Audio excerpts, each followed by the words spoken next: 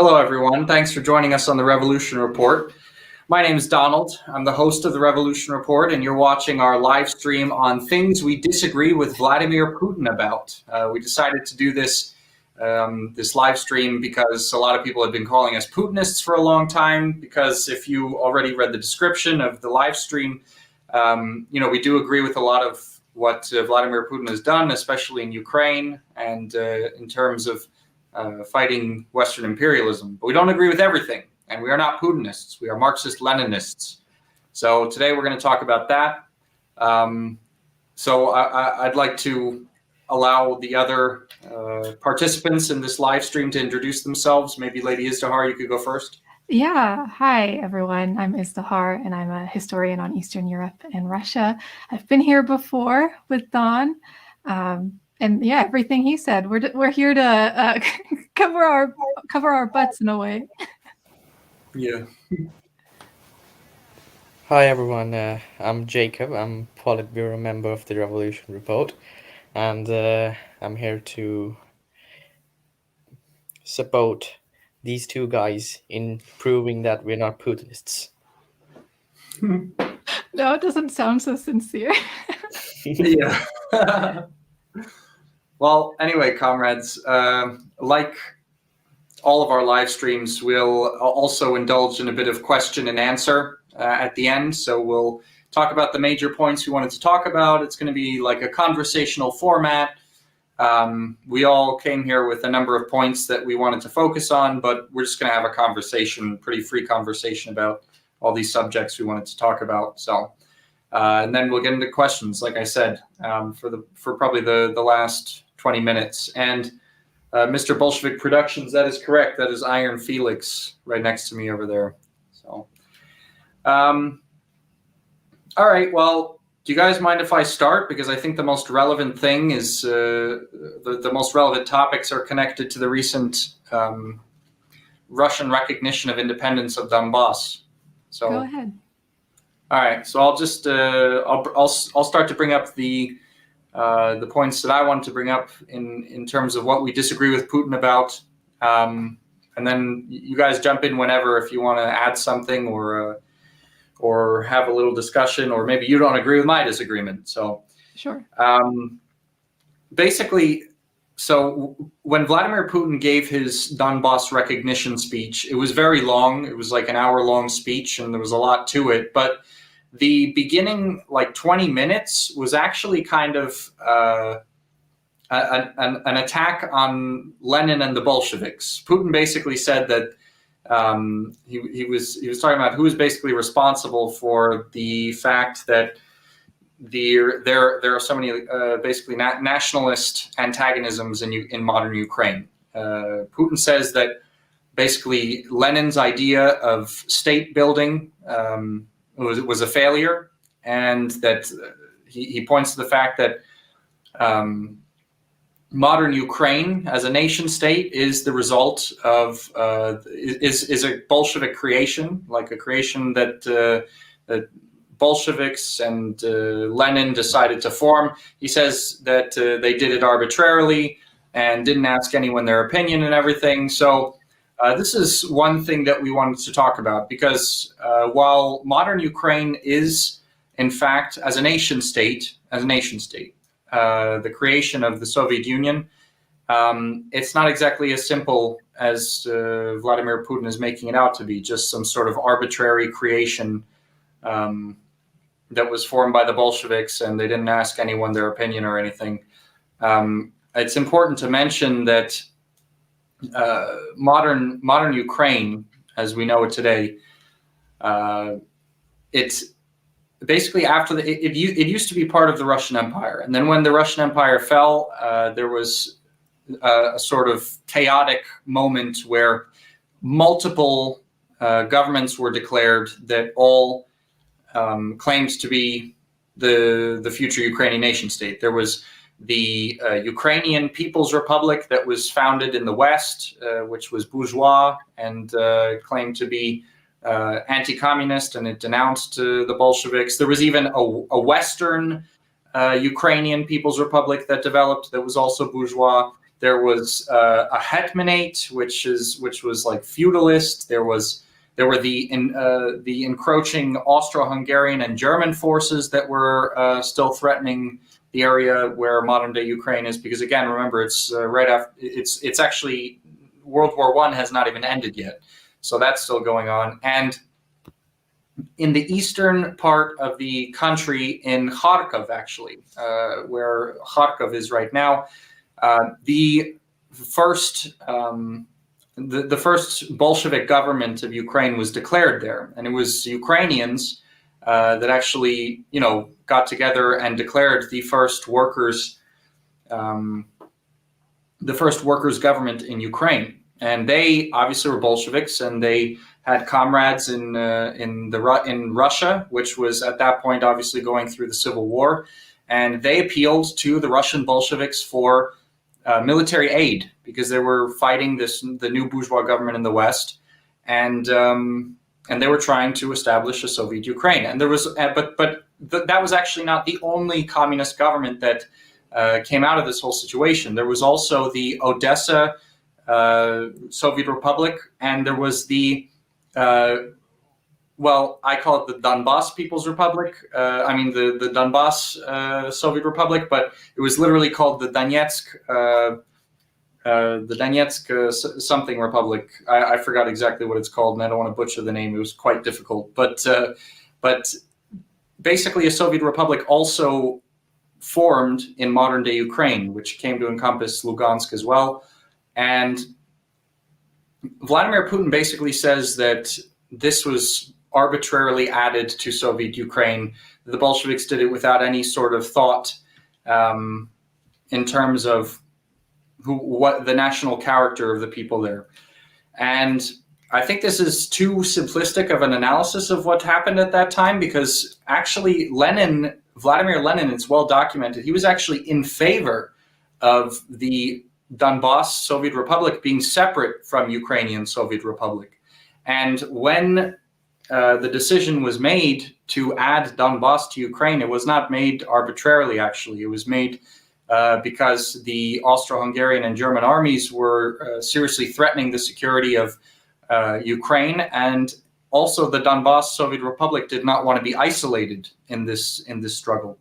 And another factor is that the Donbass Soviet Republic was had the majority of it was very industrialized. It had the industrial base that is now modern day Ukraine, and without Donbass, the Ukrainian Soviet Republic would have been primarily agricultural, and this was actually this was a problem. So this was another reason why they wanted to add these two Soviet republics together. But we have to understand that it wasn't just Lenin signing a decree ordering them to be connected. There was a decision that was made by the Bolsheviks, yes, but by the Bolsheviks that were in Ukraine and in the Donbass Soviet Republic and the Russian Bolsheviks. They all came to this conclusion. Nobody's arm was twisted. So this is kind of where I disagree with Vladimir Putin about the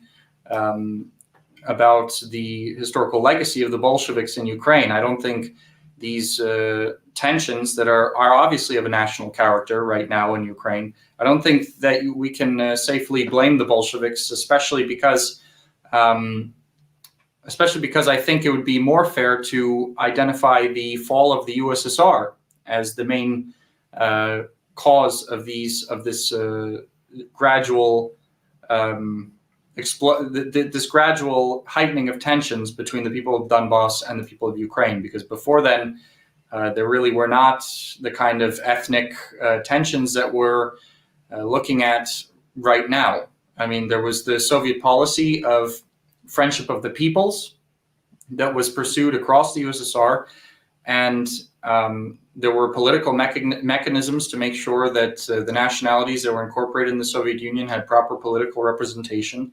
And another thing is that the only people during the USSR in Ukraine, the only ideologies that the people who didn't like communism could latch onto, or didn't like Russians could latch onto during the time of the USSR, was fascism and capitalism, which were ideologies that the USSR was actively trying to suppress. So there was no possibility for the kind of revolutions that followed after the fall of the USSR. And we're not just talking about Maidan in 2014, but also the Orange Revolution that happened earlier, which was also after the fall of the USSR.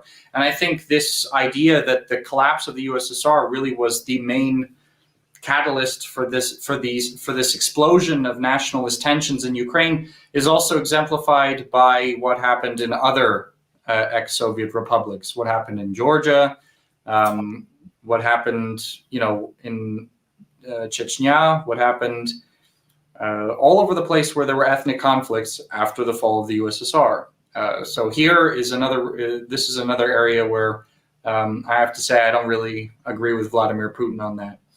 There was another point I wanted to make, but it just escaped my mind. Do you guys have anything to add to that while I kind of remember what I was trying to say? I mean, I think you pretty much hit it right on the head. Like, exactly. He seems to oversimplify the whole concept. Yeah. And I got to say, I mean, like, I disagree with Vladimir Putin here, and on a much more respectful level than I did with, for example, Johnny Harris, who just superficially reads stuff and makes conclusions that the Western media just brings him to. But I have to say, doing this live stream and doing the background research to counter some of the stuff that Vladimir Putin was saying, it took a very long time, and Vladimir Putin seriously knows Soviet history, that's for sure. And one thing I actually can't argue about that he says about the Soviet Union messing up the situation in Ukraine is Khrushchev gifting Crimea to Ukraine. That to me doesn't make any sense also.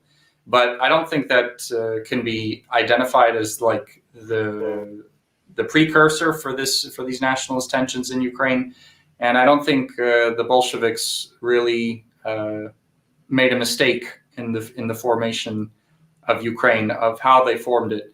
Vladimir Putin says that it happened undemocratically, but actually the Soviets, the workers and soldiers Soviets that were around at the beginning of the USSR, that formed the USSR, were some of the most democratic political structures ever known to man until that point. So I don't know. Yeah, there wasn't a referendum, but the political structures that brought modern Ukraine into being were very democratic. They were the dictatorship of the proletariat. They were Soviets. So I was wondering, Don, do you have any idea why you think Putin did oversimplify or associate these things a bit wrong? Do you think maybe he had some sort of intention to associate it with just Lenin?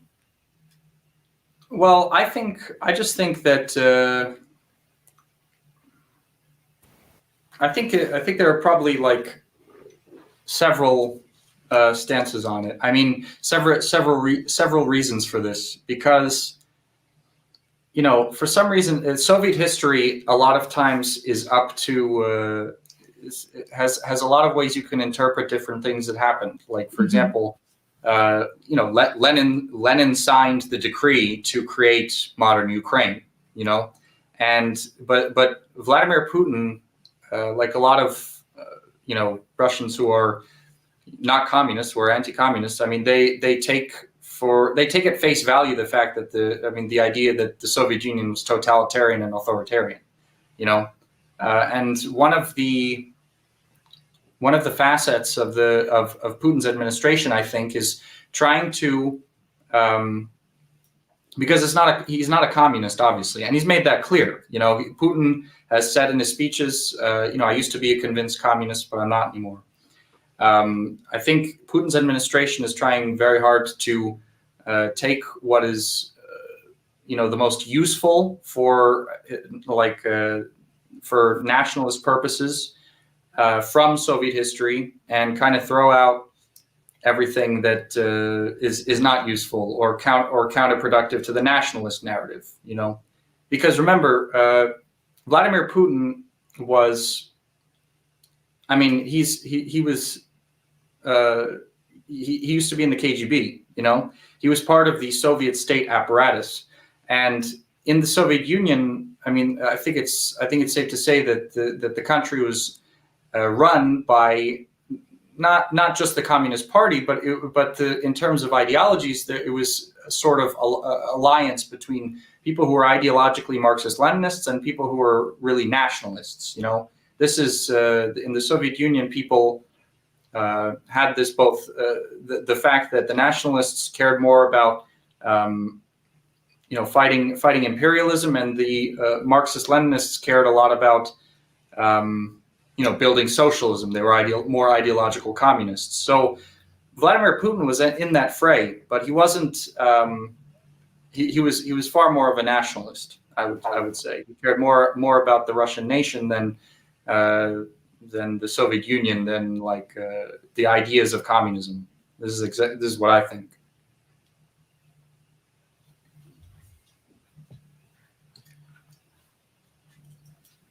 You guys have anything to add, Jacob? I just think that he has a political party, and his political party has its own program, and I mean, the current support he has his support has been rising even after the military operation, and he needs something to feed that support. So he's basically doing that. Yeah, and his narrative is not a communist one, but it's one that overlaps with the interests of the Communist Party and of communists all over the world very often. That's why, we're saying we disagree with Putin about this stuff, but a lot of times we agree with him in terms of anti-imperialist stuff and making sure that Russia is a strong country in the face of NATO aggression. Yeah, I mean, he took the. Like you said, like he mentioned in his speeches, he used to be a convinced communist, but he's not anymore. He might have given up the communist theory ideological part, but he still retained the anti-imperialism from communism, because that's where it's from. Soviet Union was in capitalist encirclement, so the anti-imperialist part, the anti-imperialist nature, it's embedded in people who served in the Soviet military or who did public service there. Yeah, absolutely. Another thing that I wanted to mention about Vladimir Putin's historical perspective on the Civil War, on the post-World War I period, and Lenin and everything, is that he thinks that he calls the Treaty of Brest-Litovsk, which was basically the treaty that the Bolsheviks signed with the Central Powers in World War I. He called it a humiliating document, and that the Bolsheviks are to blame for that, and that it was terrible and everything. But it basically did force Russia to surrender a lot of land to the Central Powers. But at the time, I would say it was a very strategic decision that had to be made, especially because, like Vladimir Putin said, you have to ask the people. You have to ask the people, what they want in governance. And the Bolsheviks asked the people what they wanted by campaigning on the idea of peace, land, and bread. And that's, it's that slogan that brought them to power. They had to make peace to fulfill the promise they made to the Russian people, to the Soviet people. And so, and also the land that was lost in this treaty didn't even really have that much of an impact, because they regained it later on, So. Right. Did he use the word humiliating exactly to describe that? Because it's frustrating. As you mentioned before, there's many different ways to interpret history and even documents. I'm fairly certain that I read a lot of Soviet documents from the same archives that Putin's using as well, and you can really take anything from there and twist it in any way that you want. And I think that's something people forget about interpretations of the past. It's not so cut and dry or straightforward. It's completely dependent on the point you're making and the person analyzing it.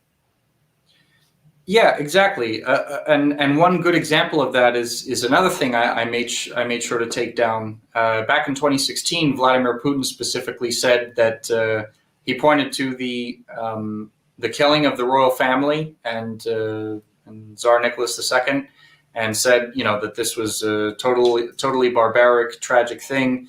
I think it's a really controversial topic, but to be honest, when I think about this historical period, I think about how most people who say that we should be upset about the fact that the royal family was killed don't even think about the millions of people that were just thrown into World War I fighting without a purpose and died by the millions. Like millions of peasants died in that war for a government that ended up bringing them poverty and suffering. So I don't know. I don't think. I think the bigger tragedy for the Russian people was the sheer amount of bloodshed that was that took place in World War I, and how many people suffered from that war. Right, and even I think most historians don't even argue about that the needless death, the excessive loss of life during World War I was absolutely one of the main reasons why the revolution was successful, and to get people behind that. So that's not even something that's even so debated, but people frame different aspects of things to be of convenience to them. Yeah, I agree. And that's why I don't see eye to eye with Vladimir Putin there either about the Russian royal family. So, but those are the main points that's like a main overview of what I found, the main points I wanted to talk about. So, do you, Lady Izdihar or Jacob, want to take it over from here? I mean, if you want to go ahead, Lady Izdihar, you can go ahead. Or Sure. I think my points are some of the furthest away from like current relevancy, but we all wanted to just talk about things about Putin that we don't like. Right? That's the whole concept of this. And I think a lot of people have similar feelings to me in regards to his family policies or the policies passed regarding to the LGBT community. In general, Putin kind of has this sort of, well, it's been described, right, by many American media outlets of this sort of distancing Russia away from liberal Western values is a big component to all of this.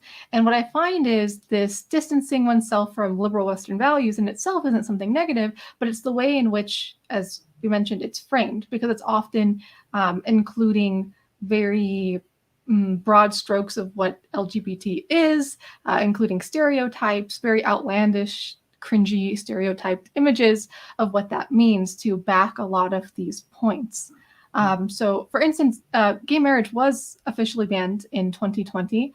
In fact, through this, there are many kind of disturbing quotes from Putin, one being, I stick to the traditional approach that a woman is a woman, a man is a man, a mom is a mom, and a dad is a dad. And that's something that was heavily circulating Western news sites. And it's not something made up, like that's something that he actually said. And this is the way that he actually thinks. So officially, Russia does not recognize same-sex marriage or any other form of civil union for same-sex couples. And the Russian constitution explicitly outlaws same-sex marriage. And this was changed because previously it didn't, and it was changed in 2020 to specifically outlaw it. Earlier Russian laws stipulated several provisions which prevent the recognition of legal foreign marriages in Russia, and a marriage entered into by two persons of the same sex is not one of them. In the 2021, so basically the European Court of Human Rights even tried to prevent this from happening, and they said that it violates human rights. And then in response to this, Russia said they don't recognize the violation that they are claiming that they have made. Before this, there was a law in 2013 on the gay propaganda law, where Russia passed a federal law banning expressions of gay propaganda, which is anything that depicts a gay relationship or that equates a gay relationship to a heterosexual relationship. That you can't provide any materials about gay rights to minors or promote like non-traditional sexual relationships. The law makes it illegal to hold any sort of public demonstration in favor of gay rights, speak in defense of LGBT rights, and distribute material related to LGBT culture. Now, prior to 2013, different regions of Russia had passed similar local laws, like different republics and such. But this was the federally passed. And you can argue whether or not it is held up to an actual strict degree. Ultimately, it will always vary. I always try to compare it to in the US, like, and granted, compared to the United States has only been so overtly pro-LGBT in the past maybe like 15 years. So it is even something relatively new for the United States. But the thing that people often bring up is that it was almost unanimously voted for by the public. Like, very few opposed it. I think it was only like 7% were in opposition to this, of those who voted. So it's quite complex. There's also some interesting laws about adoption. There's no legal restrictions on of a person who identifies as gay adopting as a single parent, but a gay couple cannot adopt children in Russia, and foreign couples who are gay cannot adopt out of Russia as well. So it's something that also affects couples abroad. Yeah. So these are all things that I think are really common. And of course, there are many different ways to view it on whether or not you agree with it. I understand the want that Russia has to distance themselves from the Western world and Western values, so-called Western values. But who are we to judge another country if that's what they purely voted for? But I think any good nation is going to try and do its best for the most vulnerable in their society. And I think that is something that most people can agree on, that there shouldn't be laws made to attack or make life harder for those who are already struggling. And I think that is the big issue here, that whether or not you agree with these actions by the Russian government, no one should be voting for or in favor of the most vulnerable people in society for their lives to be made even more difficult.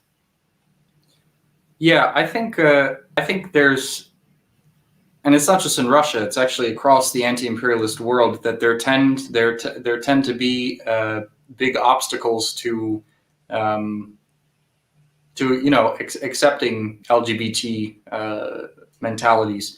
And I think the reason for that is really because before it even became a sort of international political topic, the West found a way to weaponize it, turn it into a political weapon against these anti-imperialist countries. And because of that, these countries have reacted by, doubling down and digging their trenches deeper. So.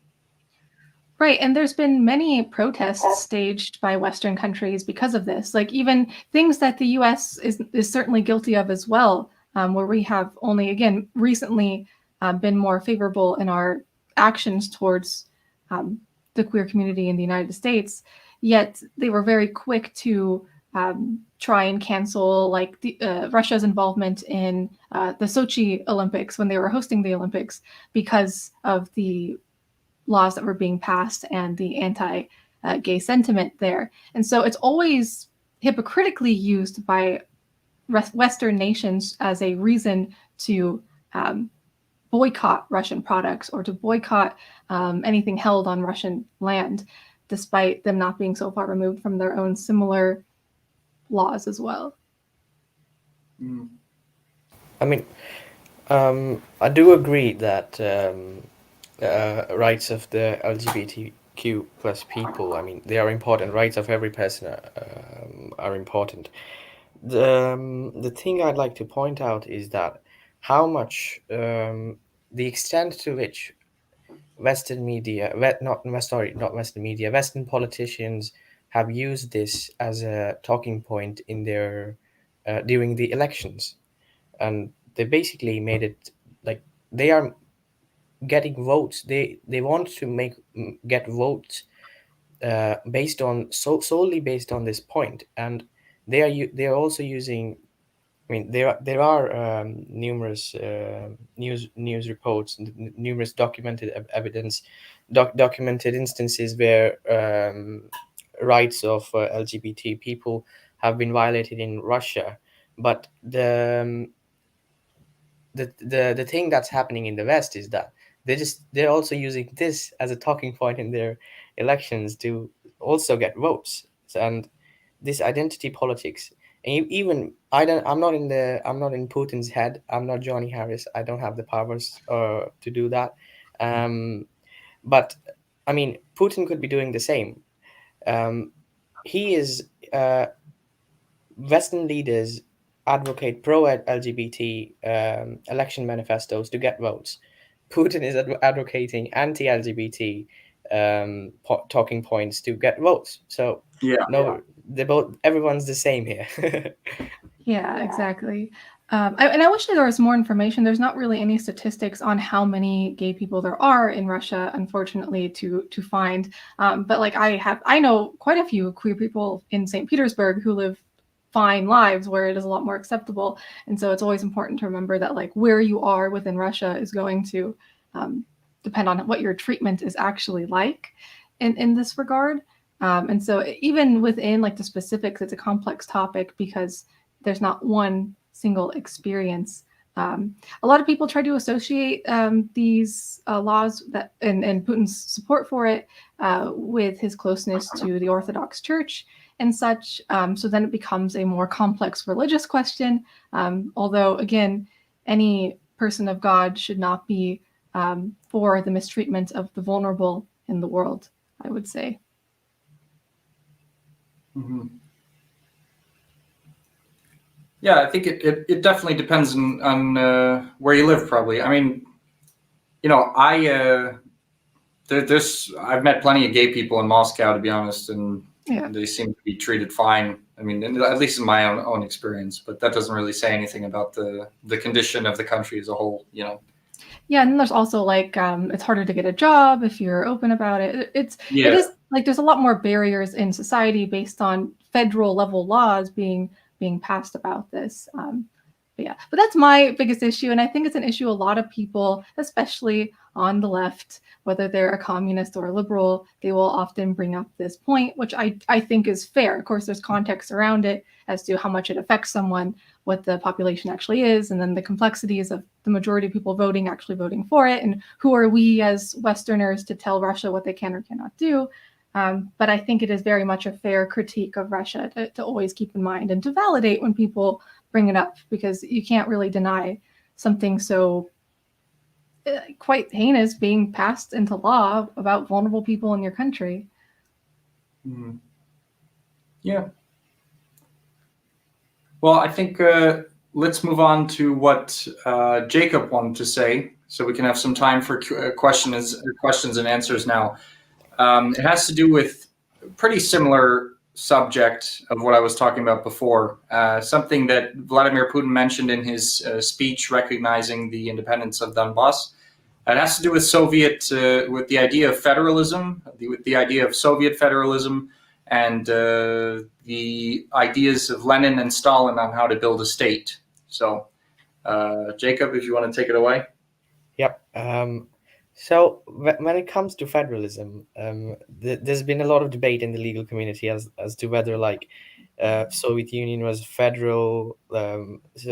For anyone who doesn't know what federal means, it's like a decentralized governing system, or was it a unitary system? So an example of federal system would be India. It has a good federal system. The central government has its subjects. The state governments have their own subjects.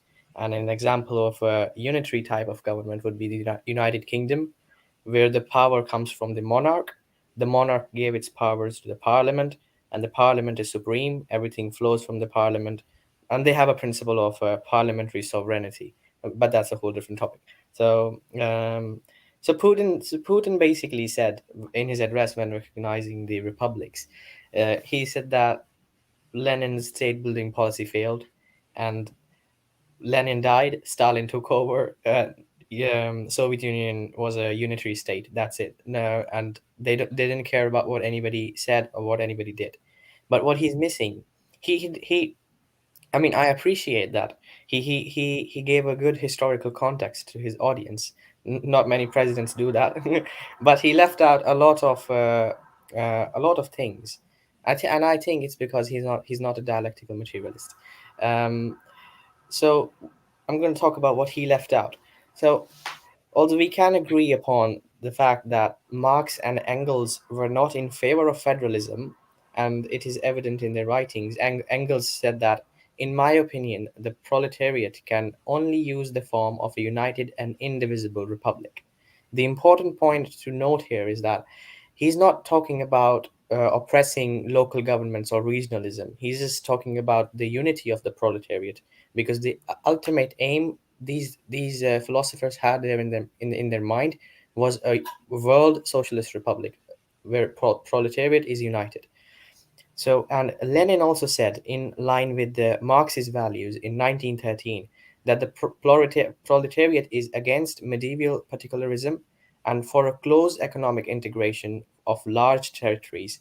A centralized state is a tremendous historical step on that way from medieval disjunction to a future socialist unity of the whole world. So, just reiterating the point that I just made before.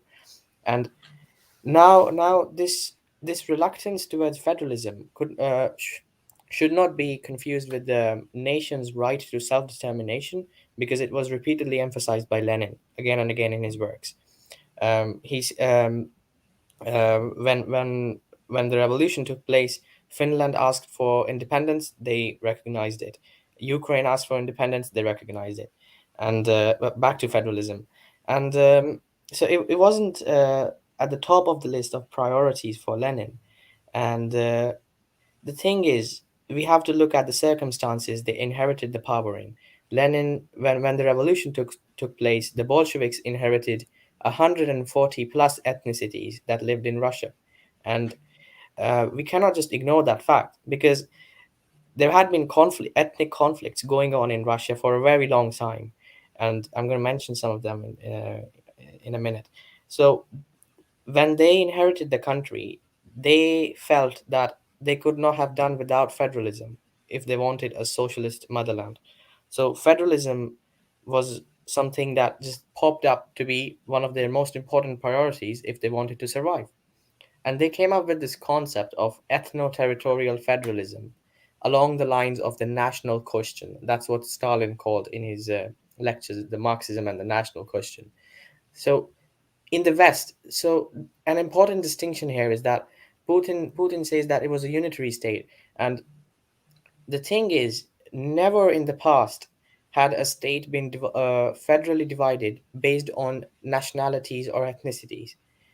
India is today based on the federalism in India is based on the national question. They're based on its own circumstances. But at the time when the revolution took place, there was nothing of the sorts in the West. So we cannot view the Soviet federalism from a lens of the Western liberal democratic federalism. That's totally wrong.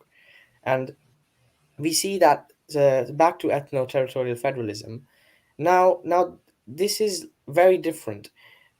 It's just like we can say that China has its own socialism with its own characteristics. It was Soviet federalism with Soviet characteristics, and it was a transitory phase. They called it a transitory phase because the ultimate aim, Lenin emphasized it, Stalin emphasized it, was a democratically central state. They gave utmost importance to democratic centralism, and this was evident in the resolution of the Eighth Congress of the Bolshevik Party in 1919, where they said that in order to overcome the mistrust felt by the toiling masses of the oppressed countries towards the proletariat of the state of the oppressing countries, the party advocates a federative union of states after the Soviet pattern as a transitory form of forward for complete unity. So you can see this word transitory form has been explicitly mentioned in the resolution, and federalism as a permanent state, they did not have it in mind. And the next most important development in Soviet history was the formation of the Transcaucasian Federation, the coming together of Armenia, Georgia, and Azerbaijan, countries who had suffered years worth of ethnic conflict, and they put them together, and basically by 1936 they had the cooperation among these countries had developed so much that the national question was out of question, and they had started developing the Soviet identity. At this point, the authorities felt that the federalism was not really necessary, and it comes back to again that point that um, they repeatedly said it was transitory. So Putin is wrong when he says that it was just like a unitary state. I mean, he's missing out a lot of things in that. So yeah. Cool. Thanks, Jacob. Do you guys have anything else you want to say, or should we go to question and answer? Let's address people's questions. We kind of dumped a lot of info from various different angles out here. So Yeah, let's take a look then. I see that someone got into a religious argument in the chat. yeah, But it's always, yeah. The Soviet Union did have a religious affairs committee, though, and you were allowed to practice any faith. You could see our video with Sergio Malato if you want to learn more about that. Yeah. There's some great information that she spills out there about being a believer in the Soviet Union. Yeah. So if you guys find a question that you like, just start to read it out. Here we go. We have a question here. I think I read a question that how was Soviet Union anti-imperialist? In what way was the Soviet Union anti-imperialist? Okay. You guys want to answer this? Do you want to talk about that, Nor? Yeah, I mean, in what way it wasn't anti-imperialist? That's my counter question. And Yeah.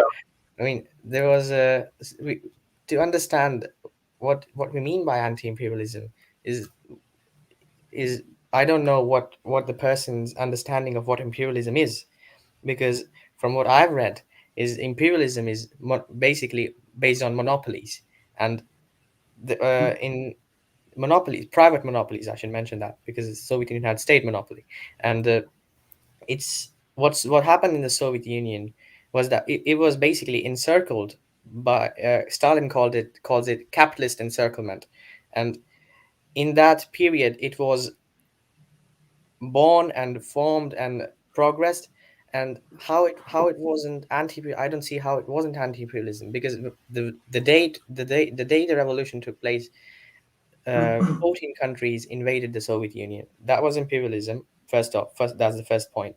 The second point, how the Soviet Union wasn't imperialist, is that it was funding anti-imperialist, anti-colonialist movements all throughout Africa. It helped India. It helped whole of Africa. It helped whole of Latin America. And what the United States did was basically topple all the governments in Latin America that were democratically elected. That's imperialism. What the Soviet Union was doing is not imperialism. We can also talk about Afghanistan. A lot of people say it was social imperialism, but that wasn't imperialism. The Soviet Union sent its military on the Afghan government's request. There's a very good book that was written by a Soviet author. I forgot his name, but it's called The History of Afghanistan. I'd recommend people to read it.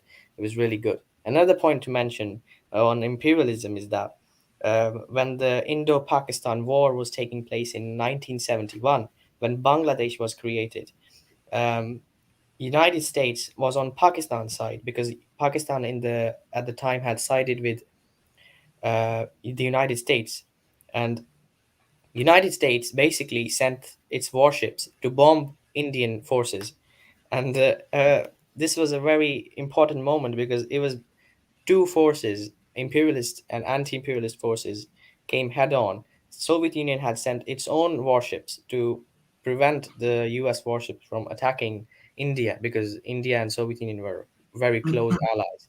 So I don't know how you can say that Soviet Union was imperialist.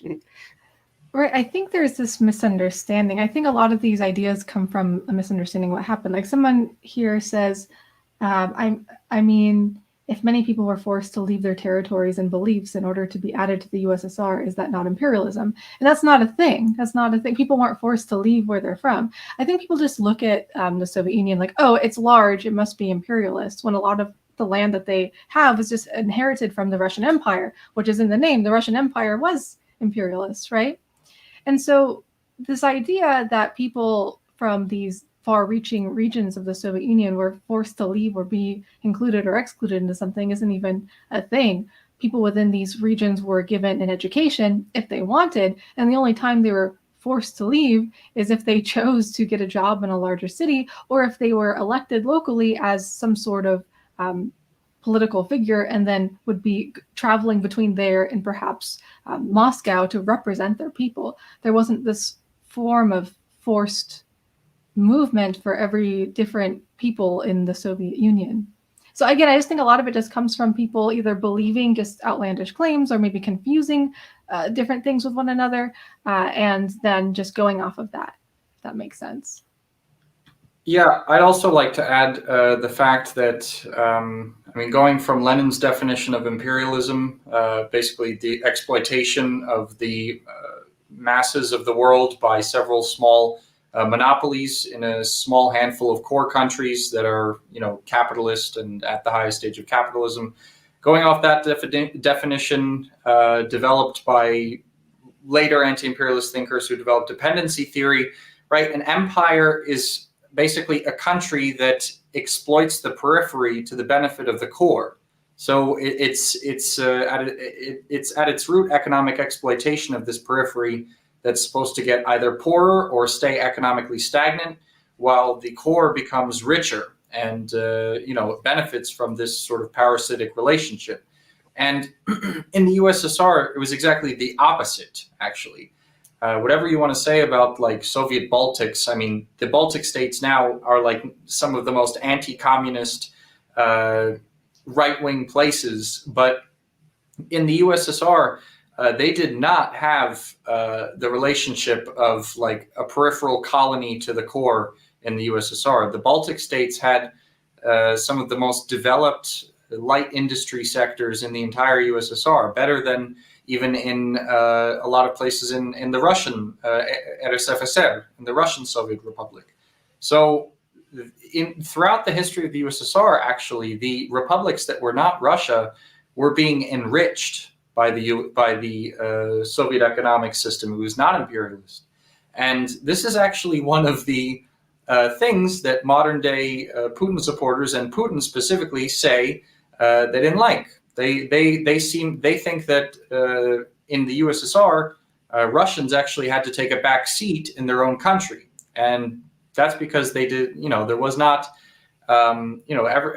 basically nationalities had nationalities of different republics in the USSR had also very strong rights in relation to Russia, even though Russia was the biggest republic with the biggest population.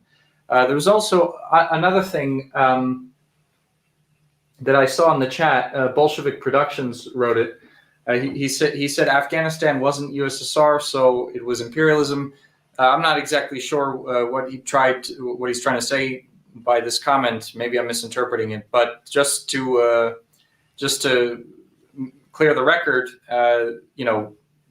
the Soviet Union moved troops into Afghanistan at the request of the Afghan government that was at that time run by communists. They were fighting religious fundamentalists in the country that became the Taliban, and they asked the USSR for help, and the USSR sent troops. So that's not an example of imperialism or social imperialism. Moving your military into a country in which the government is progressive and asks for your assistance is not imperialism or even an invasion, I would say. A lot of people say the Soviet invasion of Afghanistan. It wasn't an invasion. Troops didn't go there to overthrow the government. They went there to help the government. So this is an important distinction, I think.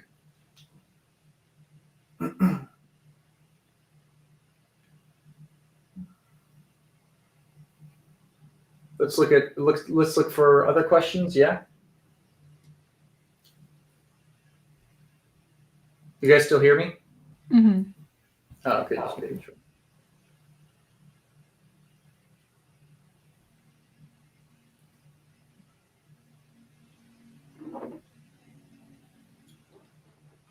Can the participants talk about class forces that the Russian president represents today in the 21st century? I could talk a little bit about that. You guys want to talk about that?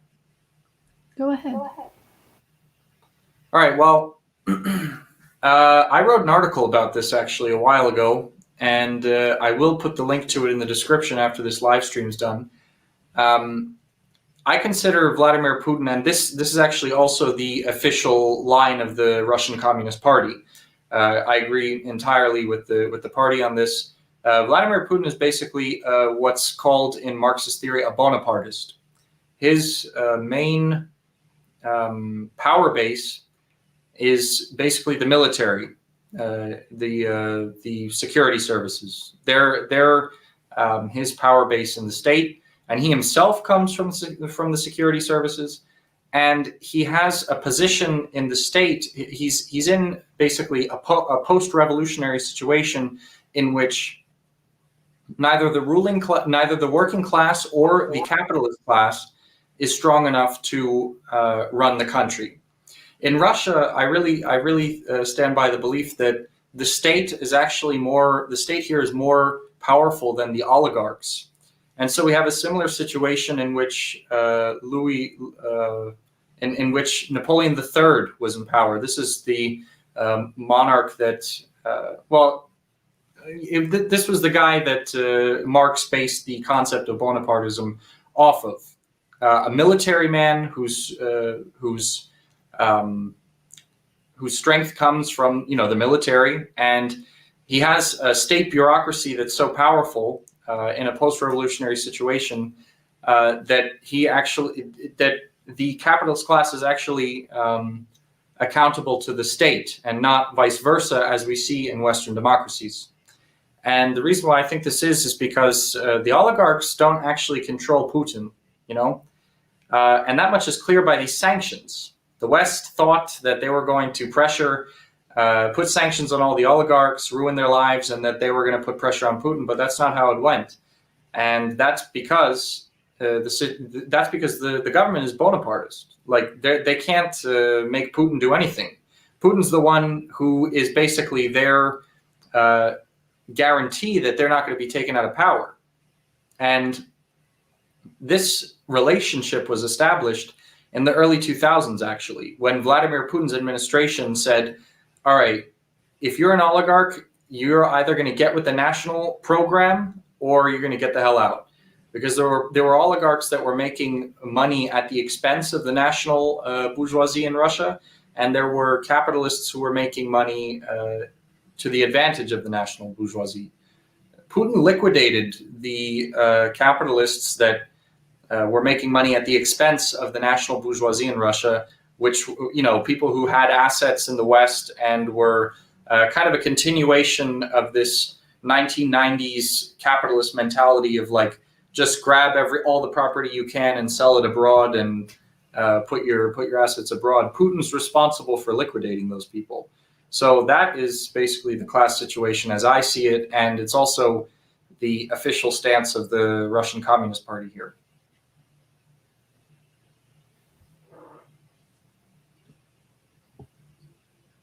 You guys want to add anything, or you think I covered it? I think you covered it really well. Oh, okay, thanks. Yeah, that addressed some other questions about oligarchs in the chat, so that's pretty cool.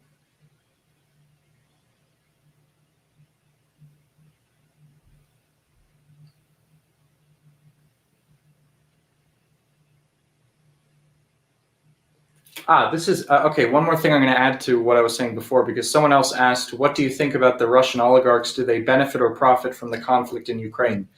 I don't think they benefit from it. I think they're suffering from it. And I think, especially because they're some of the main targets of the sanctions. This military operation was carried out and ordered by Vladimir Putin's administration to protect the national sovereignty of Russia and the people's republics. This is exactly why it's not an imperialist war. It's not a war that's profitable for Russia or Donbass. It's actually hurting the economies of these places. but it was a war that was taken to defend the national security of these two places against NATO aggression in the form of giving weapons and support to Ukraine, which is this super violent, aggressive, hostile, NATO-backed country right on Russia's doorstep, on the doorstep of an anti-imperialist country. So the oligarchs do not benefit from this war. They're hurt by it, but they have to stay in line because Russia is has a Bonapartist government, and they have to do with what Vladimir Putin says. Yeah, and they definitely don't have to gain. I mean, if you look at all the sanctions, they're all targeted at these oligarchs. In the UK, they blacklisted the oligarchs. They're making sure that they don't have access to their own houses. Their properties are gone. Their super yachts, they're gone. Roman Abramovich, he owned the Chelsea Football Club. That's gone. He cannot benefit from the $3.5 billion sale. I mean, they are definitely not benefiting from this. Mm-hmm.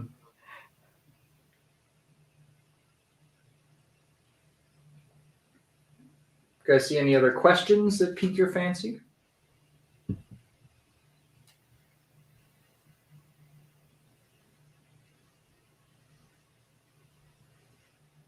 No?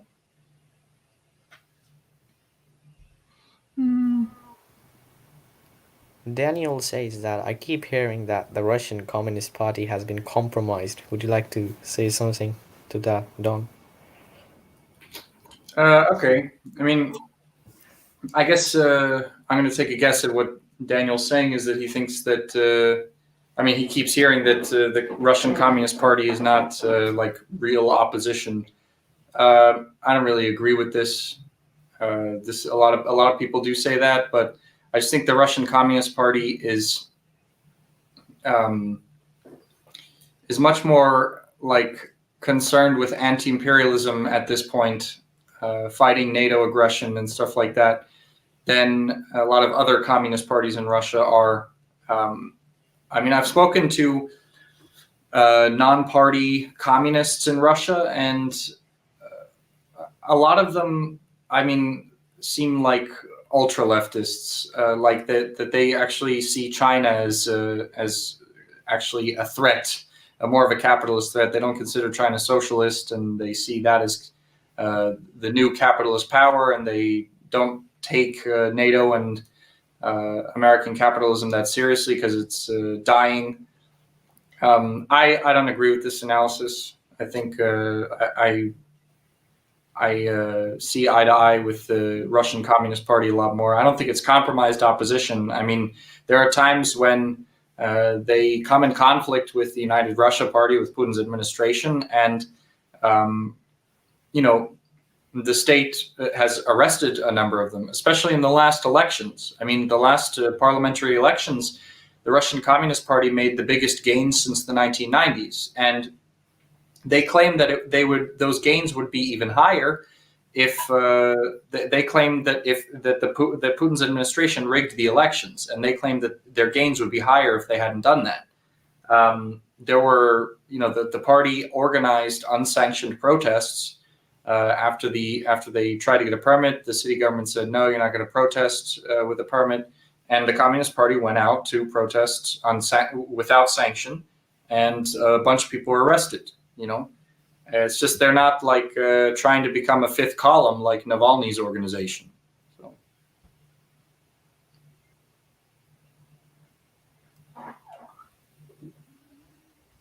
Milutin Stoic asks, do you think that tomorrow in Russia there will be commemoration because it's 23 years since NATO started bombing Yugoslavia, or something on TV maybe?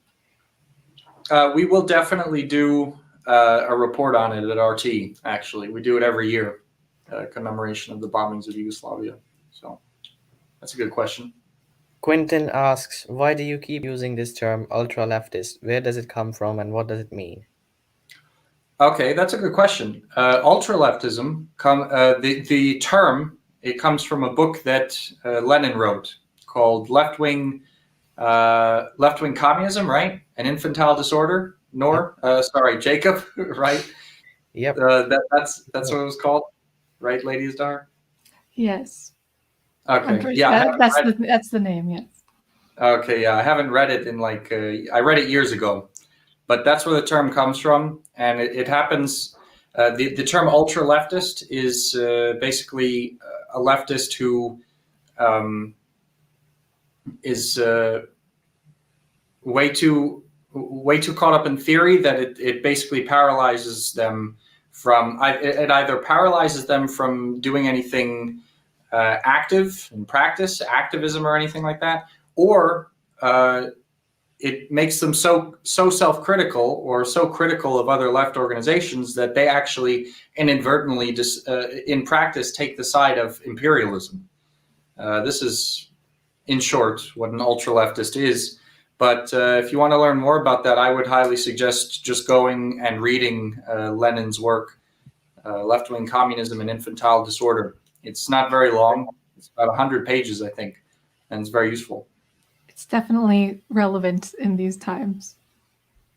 Yeah, because I would say the majority of leftists in the West are ultra-leftists, unfortunately. Yeah, I recently joined Twitter, and that's what I see. Yeah, all of that. I cannot believe so-called leftists who have Ukrainian flags on their Twitter pages. It's insane. Someone's asking, is the Western media overestimating the death toll of Russian soldiers? So yeah, I'd like to answer this. I mean, the Russian Defense Ministry has only once released the official number of the total Russian fatalities in the military operation. That was close to 500, I think, and a few hundred more injured. And they haven't released official figures, and anything else is pure speculation. And as we know, the mysterious anonymous sources.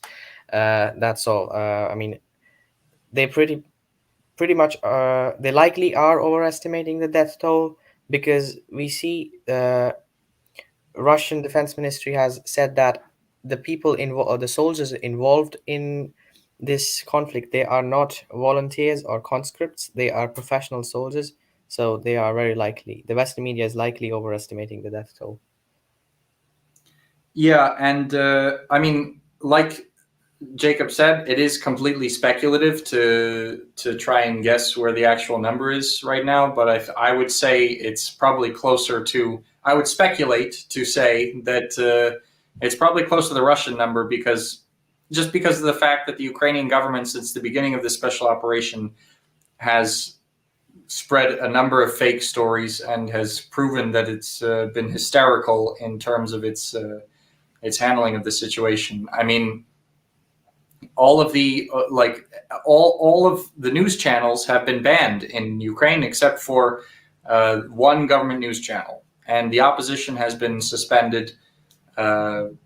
And the kind of Ukrainian propaganda that they're making is just absolutely hysterical. So, Someone's asking views on Ramzan Kadyrov. I gotta be honest, I know basically nothing about Kadyrov, but maybe Lady Izdihar, you know something? I know quite a bit. I mean, like negative or positive. He's done a lot of good for the region since the wars. Like he's brought stability. He's ended centuries-long blood feuds between different tribes, or tieps as they call them. There's a lot that he's done to bring stability. He's made it the most they have the highest air quality, some of the longest maternity leave. They have ties with different countries in the Middle East, so they have more wealth than they have had and than other parts of Russia. But him as an individual is quite the character who has said a lot of problematic things and is very what's the word, eccentric, but not necessarily in all the good ways. So as a leader, he's brought great things to the region. As an individual, and what comes out of his mouth, and perhaps his indulgence in luxury, I do not condone or like. That's a good answer. I just know that you know how, like in English, when we speak, we have this filler sound, like I was at and Kadyrov, he says my name as that filler sound. He speaks and says Don. Yeah, the way he speaks, even when he speaks Chechen, it's like no one can understand him. It's just, yeah. That's funny. Another question is, will the KPRF make advances electorally, and is it the only force that can do so? All right, we can answer this question, but I'm going to have to cut it off here, everyone, just because I'm super tired. It's almost 1 a.m. So, but do you guys want to answer this, or do you want me to, or? I think you can. You're in Russia. You'll be better be able to answer this question. All right. Well, I think at first I was going to say that the KPRF I think is going to make electoral advances because of a number of reasons. I guess I'm going to have to say it could go either way because number one, the KPRF was the Gennady Zyuganov, the general secretary of the Communist Party. He was the first one to suggest in the government Duma, in the state Duma, a bill to recognize the independence of Donetsk and Lugansk. He was the first one to do that out of all of the government deputies. And he noted the genocidal acts that Ukraine was carrying out against the Donbas people. And for this, the KPRF obviously got a lot of recognition for being at the forefront of what ended up being a patriotic struggle against fascism in Ukraine, So the Communist Party is definitely going to get a lot of credit for that in the next elections because they were the first ones and they were some of the loudest voices to support this operation against fascism in Ukraine. But at the same time, Vladimir Putin's approval rating has gone through the roof in Russia following the special operation because, after all, it's his administration that's carrying it out. So with the Communist Party being the biggest opposition party now and Vladimir Putin being in power, I mean, it's hard to say. They're both going to get credit for supporting this military operation, but I think it may come down to how the military operation goes. If it goes poorly, it's possible the Communist Party will do really well because people will think that the communists might have been able to handle it better. If it goes all according to plan, then maybe not. That's my idea about it. So. But anyway, comrades, I'm going to have to cut it short now because, like I said, it's already almost 1 o'clock in the morning here in Russia. And we did get a little bit over an hour in talking about what we disagreed with Vladimir Putin about and some of your question and answers at the end. So, yeah, thanks a lot for watching The Revolution Report. Make sure to check out Lady Izdihar's channel. The link is in the description of this video. And workers of the world unite.